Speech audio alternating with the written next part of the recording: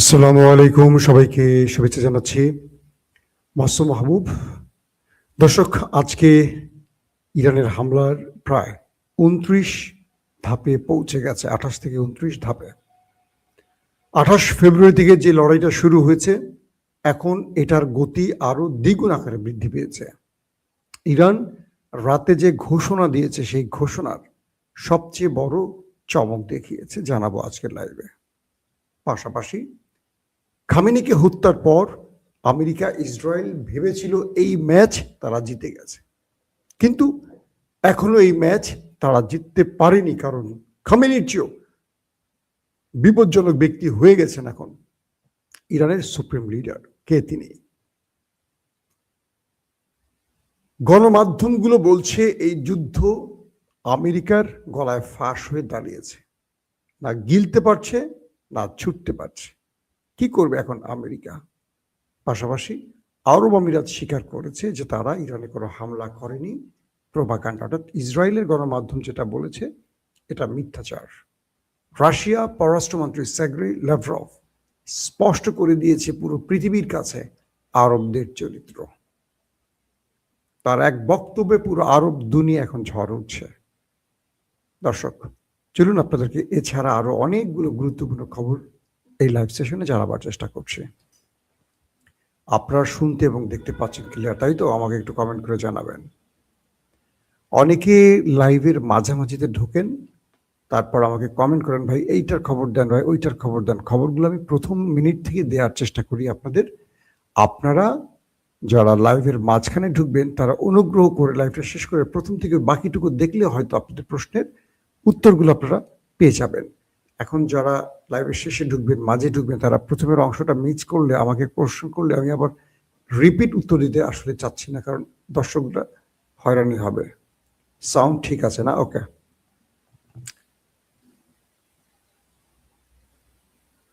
প্রিয় দর্শক, সব ঠিক আছে। প্রথম যে খবরটি দিয়ে শুরু করছি। ইসরায়েল আমেরিকা মনে করেছিল খামেনিকে হত্যার মধ্য দিয়ে তারা ইরানের রেজিম চেঞ্জ ঘটাবে এবং তাদের পুতুল সরকারকে বসিয়ে ইরানকে তারা নিজের মতো চালাবে, লুটপাট করবে, যা করার সব করবে। যেমন বাংলাদেশ এবং পাকিস্তান দরিদ্র দেশ হিসাবে এই দেশগুলোকে তারা উপরে বসে সাইফার পাঠায়, সরকার পরিবর্তন হয় এবং তারা তাদের পুতুল সরকারকে বসায়, ইঞ্জিনিয়ারিং করে। ইরান তো সেটা মানবে না। খামেনির মৃত্যুর পর খামেনির মেজ ছেলে মুজতফা খামেনি সুপ্রিম কাউন্সিলের ভোটাভুটিতে বিজয়ী হয়েছেন, অর্থাৎ খামেনির মৃত্যুর পর সেই স্থলাভিষিক্ত হয়েছেন মুস্তফা খামেনি। তিনি ক্ষমতায় বসেই ঘুম হারাম করে দিয়েছে দুটো দেশের, তাদের কপালে ভাঁজ পড়ে গেছে। কি করেছে বলবো। খামেনি নামটি যখন ঘোষণা এলো ইরানের পক্ষ থেকে, আমরা তো প্রথম দিনই আপনাদের জানালাম যে এমন একটি সিদ্ধান্ত এসছে, বাট এটা অফিসিয়াল না। ইরান এবার অফিসিয়ালি বিষয়টি যখন কনফার্ম করলো, ট্রাম্প বলল আমার এই ব্যক্তিকে মানতে আমি নারাজ। মার্কিন মুলুকের প্রেসিডেন্ট ডোনাল্ড ট্রাম্প বললেন ইরানের সুপ্রিম লিডার হিসেবে মুস্তফা খামেনিকে মানতে আমি রাজি নই। ইরান বলছে, ট্রাম্প তুমি কে? আমার দেশের সুপ্রিম লিডার আমার দেশের জন্য, তুমি কি এই দেশের? বা তুমি কে বলে দেয়ার ইরানে কে হবে সুপ্রিম লিডার? তোমার ইচ্ছে ইরান চলবে?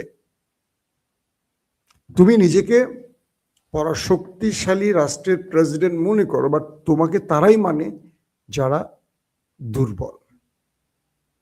ইরান তো দুর্বল নয়। ইরান তো তোমার ইচ্ছেতে সরকার পতন ঘটাবে না, তোমার ইচ্ছায় তোমার পছন্দের ব্যক্তিকে সরকার বানাবে না। একদম স্ট্রেট ইরান বলল ট্রাম্পকে। তো এই ব্যক্তি মানে মুস্তফা খামেনি, তিনি হলেন আইআরজিসি সবচেয়ে প্রিয় ভাজন। খামেনি তো বয়স হয়ে গেছে প্রায় 87 বছর। আইআরজিসিকে নেপথ্যে বসে কন্ট্রোল করতে নেই মুস্তফা খামেনি। যেহেতু যুদ্ধটা আইআরজিসি মেইনলি করছে, তাই মুস্তফাকে আইআরজিসি চাচ্ছে তাদের লিডার হিসেবে, কারণ তার সাথে তাদের কেমিস্ট্রি ভালো। এবং খামেনিকে নিচে তার বাবাকে কাছ থেকে দেখেছেন, তিনি পারবেন ইরানকে ঐক্যবদ্ধ করে রাখতে। এই বিষয়গুলোকেও ইরানের জনগণ মাথায় রেখেছিল। তো খামেনির ছেলে মুস্তফা খামেনি ক্ষমতায় বসেই বিগ সারপ্রাইজ দিলেন বিশ্বকে। কাল রাতে দখলদার দেশটির ভেতরে ভয়ঙ্কর আকারে মিসাইল এবং ড্রোন অ্যাটাক হয়েছে। বলা হচ্ছে যে মুস্তফার নির্দেশে আইআরজিসি কালকে ইরানের ভেতরে বিপজ্জনক, ইরানের ভিতরে না, নেতা কাকুর বাড়িতে বিপজ্জনক সব মিসাইলগুলো হিট করেছে। ইমাদ, খাইবার শেখান, তারপর আপনার কি বলে সিজ্জির, এই যে আরো আছে নতুন নতুন ভ্যারিয়েন্টের, এগুলো চলে গেছে। এবং আরো বেশ কিছু ধরনের মিসাইল, ইরানের ক্লাস্টার বোমা, ক্লাস্টার মিসাইলও ছুটে গেছে দখলদার দেশটির ভেতরে। বলা হচ্ছে দেশটির ভেতরে শেল্টার যে জোনগুলো তৈরি করা হয়েছে মানুষের জন্য, এই মিসাইলগুলো শেল্টারে ঢুকে হিট করেছে। অর্থাৎ নেতা কাকুর দেশে যে শেল্টার তার দেশের জনগণকে রক্ষায় তৈরি করা হয়েছে, সেই শেল্টারগুলোতে গিয়ে হিট করেছে এই মিসাইলগুলো। প্রচুর শেল্টার ধ্বংস হয়ে গেছে, প্রচুর মানুষ ওপারে চলে গেছে।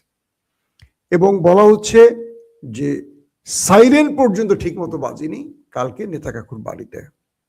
জনগণ বুঝতেই পারেনি হামলা হচ্ছে, সাইরেন সিস্টেমও অচল করে ফেলেছে এই হামলা। অর্থাৎ তারা যে আশায় এসছিল মিস্টার নেতাজ সাহেব, তার পুরো আশা ধ্বংস হয়ে গেছে। তিনি এখন ইরানে হামলা করছেন একদিকে, আরেকদিকে তার হামলা সহ্য করতে হচ্ছে। ইরান এবং তার মধ্যে একটা পার্থক্য আছে। ইরান আয়তনে কত বড়, ইরানের লোক সংখ্যা কত বেশি। ওরা পুরো পৃথিবীতে ছোট্ট একটা দেশ পেয়েছে, অল্প কিছু লোক। ইরান যদি চিন্তা করে যে পুরোটাই শেষ করে দেয়, পারবে। 15-20 দিনের মামলা, সিরিজ বড় বড় মিসাইলগুলো মারলেও দেশটা কতটুকু ভাই। পাকিস্তানের যে পারমাণবিক আছে, পাকিস্তান যদি একটা পারমাণবিক মারে পুরো দেশটাই তো নাই হয়ে যাবে। তো সেই দেশটার সারা পৃথিবীর মুসলমানরা ভয় পায়, একটা মাত্র দেশ ভয় পায় না, তার নাম হলো ইরান। যদি আমরা বলি শুধু একটা দেশ না, ফিলিস্তিনের হামাসও তাদের ভয় পায় না, হিজবুল্লাহ তাদের ভয় পায় না। আমরা প্রমাণ দেখলাম তো, হিজবুল্লাহ তো সিরিজ মাইট দিচ্ছে, মাইট খাচ্ছে, কিন্তু মাইট দিয়ে যাচ্ছে। তো কাল রাতে এই মিসাইল হামলায়, মানে ইরানের মিসাইল অ্যাটাকে তাদের শেল্টার জোন ধ্বংস হয়ে গেছে। গুরুত্বপূর্ণ জায়গাগুলো শুধু জ্বলতে দেখা গেছে, ধ্বংসস্তূপের রূপ নিয়েছে নেতা কাকুর বাড়ি। পাশাপাশি সাইরেন ফেল করায় মানুষ সিগন্যালও পায়নি কখন মিসাইল আসবে, ড্রোন আসবে। তার মানে ভেতরটাকে লন্ড ভন্ড করে ফেলেছে। তারপরও তারা প্রকাশ করছে না। আমি দেখলাম ফুটেজে, রাস্তার উপর যে সিসি ক্যামেরার আছে না, ওদের সিসি ক্যামেরাগুলো ওরা খুলে ফেলছে, ভেঙে ফেলতেছে। কেন? এই ফুটেজগুলো ক্ষয়ক্ষতির পরিমাণ বলে দিচ্ছে, এগুলো মানুষ যেন পৃথিবীকে দেখাতে না পারে। এই জন্য দখলদারদের বাহিনীগুলো রাস্তা থেকে সিসি ক্যামেরা সরিয়ে ফেলছে, ভেঙে ফেলছে। তারা ইরানের মাঠটা পৃথিবীকে দেখাতে চায় না। বুঝতে পারছেন কি অবস্থা? কারণ তারা নিজেরা মাইটটা শুরু করছে, এখন নিজেরা মাইটটা খাচ্ছে বেদম আকারে, মনের মতো খাচ্ছে। নিউ ইয়র্ক টাইমস তার প্রতিবেদনে বলছে যে ইরানে মার্কিন যে অ্যাটাকটি হচ্ছে, এটা মার্কিন মানে পেন্টাগন তারা ব্যর্থ হয়েছে। অর্থাৎ ইরানকে যেই জবাব দিতে চেয়েছিল আমেরিকা, সেই জবাবটা উল্টো আমেরিকা নিজে পেয়েছে। নিউ ইয়র্ক টাইমস বলছে যে আমেরিকা যেই প্রতিশ্রুতি নিয়ে ইরানে হামলা করেছে, আমেরিকা সেই প্রতিশ্রুতি থেকে সরে গেছে এবং তারা বোঝেনি যে ইরান এত শক্ত জবাব দেবে। কিন্তু এবার সেই জবাবের পর তারা বুঝতে পারছে এই হামলাটি তারা, মানে আমেরিকা তার সিদ্ধান্তটি ভুল নিয়েছে। নিউ ইয়র্ক টাইমস আরো বলছে যে আমেরিকার পেন্টাগন বা সামরিক বা জেনারেলরা বারবারই নিষেধ করেছিল ট্রাম্পকে যে এই যুদ্ধে জড়াবেন না, এখানে 10 থেকে 12% জয়ের সম্ভাবনা আছে মাত্র। এবং এখানে আমেরিকাকে অনেক বড় মাসুল দিতে হবে, সেটি এখন আমেরিকা বুঝতে পারছে। ট্রাম্প তার গোয়ার্তুমি করে আমেরিকাকে খাদের কিনারায় ফেলে দিয়েছে, এটি তারা স্পষ্ট করছে। বারবার ট্রাম্পকে নিষেধ করা হয়েছিল যুদ্ধে না জড়াতে, কিন্তু ট্রাম্প মানে জোর করে তিনি যুদ্ধে এসেছেন, বা নেতানিয়াহুর বুদ্ধিতে তিনি যুদ্ধে এসেছেন, এমনটি বলা হচ্ছে। কাতার নতুন করে স্টেটমেন্ট দিয়েছে, তাদের পররাষ্ট্রমন্ত্রী বলছে যে আমরা ইরানের বিরুদ্ধে লড়াই করব না, আমরা আমাদের মধ্যে আলোচনা করে সমাধান করব। যখন ইসরায়েল চাইছে আরব দুনিয়া এই যুদ্ধে জড়াক, তখন কাতার স্পষ্ট করে বলছে যে না, আমরা ইরানের বিরুদ্ধে যুদ্ধে জড়াবো না, আমরা আমাদের সমাধানটা নিজেরা আলোচনা করে করতে চাই, কোনোভাবেই আমরা আমাদের মানে আরেকটা মুসলিম দেশের সাথে লড়াইতে যাব না। দুর্দান্ত স্টেটমেন্ট দিয়েছে। আবারও আমেরিকা এবং ইসরায়েল হতাশ কাতারের এই বক্তব্যে। কালকে লাইভে আপনাদের বলেছিলাম যে আরব আমিরাত ইরানে হামলা করেছে এমন খবর দিয়েছে নেতা কাকুর গণমাধ্যম, কিন্তু অবশেষে আমি আপনাদের বলেছিলাম যে আরব আমিরাত কোনো স্টেটমেন্ট দেয়নি। আজকে আরব আমিরাত স্টেটমেন্ট দিয়েছে তারা ইরানে কোনো হামলা করেনি। এই তথ্যটি পুরো মিথ্যে। অর্থাৎ বোঝা যাচ্ছে তারা আরবকে যুদ্ধে জড়াবার জন্য চেষ্টা করে যাচ্ছে, পারছে না। আরব এখন পর্যন্ত কোনো বোকামি করেনি, আগামী দিন কি করবে জানি না। এখন পর্যন্ত তারা কিছু বলেনি। সবচেয়ে ভয়ঙ্কর যে ব্যাপারটি হলো, আমেরিকার সকল জনগণকে এবং অফিসিয়ালকে যারা অ্যাম্বাসিতে বা দূতাবাসে কাজ করেন তাদেরকে দ্রুত সৌদি আরব ছাড়তে বলেছে আমেরিকা। ব্যাপার কি? আমেরিকার জনগণ তো অনেক চলেই গেছে সৌদি আরব ছেড়ে বা আরব রাষ্ট্র ছেড়ে। এবার অফিসিয়ালদের, দূতাবাসের কর্মকর্তাদের কেন দেশ ছাড়তে বলছেন? তার মানে সৌদি আরব নিয়ে বড় কোনো অ্যাডভেঞ্চারে যাচ্ছে আমেরিকা ইসরায়েল। ধারণা করা হচ্ছে নিজেরা কোনো বড় গুপ্ত হত্যা করতে পারে এবং সেটি ইরানের গায়ে চাপাবার জন্যই তাদের সকল রাষ্ট্রদূত অফিসের বা অ্যাম্বাসির অফিসের কর্মকর্তা কর্মচারীদের দেশ ছাড়তে বলেছে, এমনটি কেউ কেউ বলছেন। তবে সৌদি আরব থেকে তাদের জনগণ বা তাদের অফিসিয়ালদের সরিয়ে নেওয়ার অনেকগুলো ইঙ্গিত পাওয়া যায়, কারণ সৌদি আরব এই যুদ্ধে বড় মাত্রায় প্রবেশ করতে যাচ্ছে। মানে সৌদি আরব করবে না যুদ্ধে, সৌদি আরবের বিরুদ্ধে বড় কোনো অ্যাডভেঞ্চার নেপথ্য থেকে করা হবে এখন ষড়যন্ত্রকারীদের পক্ষ থেকে, এটি মোটামুটি আন্দাজ করা যায়। দর্শক, এখন আরব কি জড়াবে ইরানের সাথে যুদ্ধে? প্রশ্নগুলি বারবার আসে। আমরা জানি যে 1967 সালে আরবরা শেষ যুদ্ধটি করেছিল ইসরায়েলের বিরুদ্ধে এবং সেই যুদ্ধে পশ্চিমাদের সহযোগিতায় ইসরায়েল শক্তিশালী হয়েছে, আর আরবরা এই যুদ্ধে গড়িমসি করতে গিয়ে হেরেছে। আর হেরেছে বলে আজ ফিলিস্তিন পরাধীন হয়ে গেছে। আর সেই যুদ্ধে যদি আরবরা জিতত, ফিলিস্তিন স্বাধীন হতো, ইসরায়েল পরাধীন হতো। উল্টোটা ঘটেছে। এখন প্রশ্ন হলো, সেই আরবরা 1967 পর আবার যুদ্ধে জড়াবে? এই যুদ্ধে জড়িয়ে আরবরা কিছু পাবে না। রাশিয়ান পররাষ্ট্রমন্ত্রী সার্গেই ল্যাভরভ একটা খুব দুর্দান্ত কথা বলেছেন। তিনি বলেছেন, হে আরব, তোমাদের ওয়াইসি কোথায়? ইরানের 200 শিশু মারা গেছে, তোমাদের ওয়াইসি কিছু দেখছে? চোখ খুলছে বা ঘুম থেকে উঠেছে? হে আরব, ইরানের সাধারণ মানুষ মারা যাচ্ছে, স্কুলের শিশুরা মারা যাচ্ছে, হাসপাতাল ধ্বংস হচ্ছে, তোমরা একবার ক্ষোভ তো জানাও নাই, তোমরা চুপ কেন? না তোমাদের ওয়াইসি কথা বলছে, না তোমাদের দেশ কথা বলছে ইরানের হামলা। ইরান কি আগে হামলা করেছে না আগে আক্রান্ত হয়েছে? ইরান যদি আক্রান্ত হয়, তোমরা সাধারণ একটা ক্ষোভ জানাওনি কেন?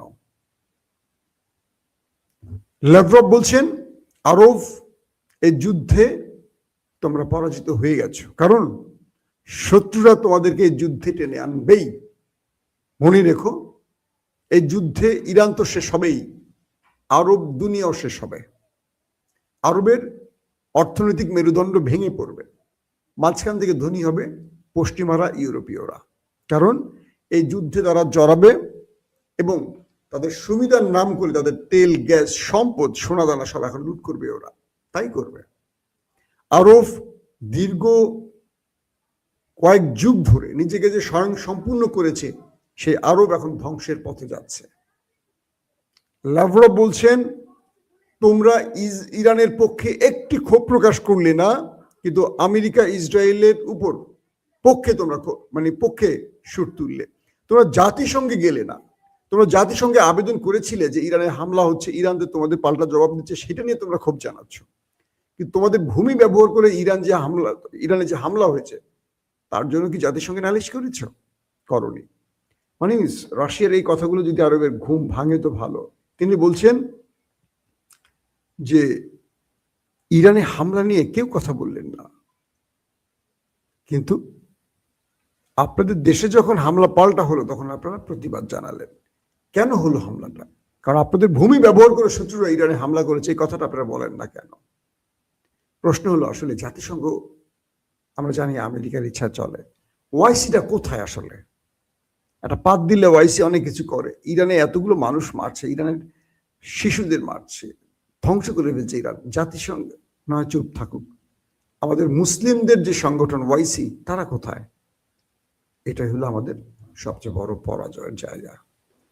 54টি মুসলিম দেশ নিয়ে সৌদি আরব যে ইসলামিক সামরিক জোট করেছে, রাহেল শরীফ তার প্রধান ছিলেন, সেটা কোথায়? খেলা চলছে কোন লেভেলে বলেন আপনারাই।